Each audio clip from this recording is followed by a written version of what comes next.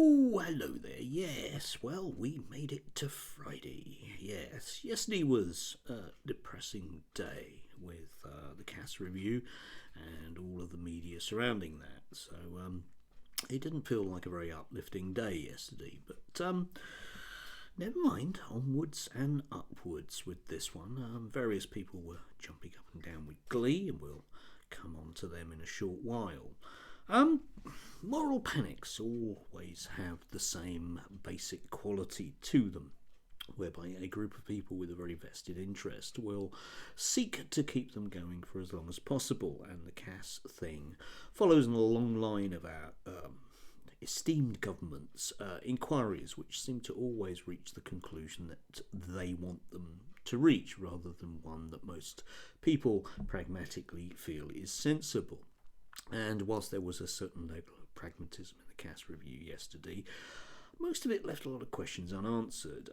People were jumping up and down about evidence in it. That's a sort of, whatever, I think, argument, because the media won't care about that. A lot of people were rightly questioning the whole notion of certain people who were 25 being unable to make decisions as an adult. And that really does raise some serious questions about Gillick competency. And, for me, though, the problem with this, in doing the job that I do, is basically comes down to a form of mission creep, in the sense that today, for example, we have in the Sun Maya from Sex Matters, who has decided that the next target, as inevitably it will be, is going to be education. So there were various other people in the media yesterday from various other organisations who were effectively suggesting, once again, that people like me are the cause of the problem. So expect an awful lot of noise from people like Glenna and others, suggesting that I need some very, very strict laws. The beauty of the situation at the moment, if you like, is that that cannot happen. There won't be any saviours in the Labour Party. It's quite apparent that that is also the case. So any attempts to bring in new bits of legislation in a hurry are unlikely as such to be opposed by the Labour Party. But the Conservative Party will have an enormously hard job to bring in realistically anything concrete before the summer now, which is probably a plus.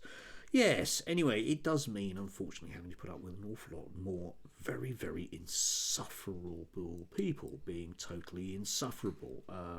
Glenna, I noticed, gleefully had his victory interview yesterday on the usual channel you might expect.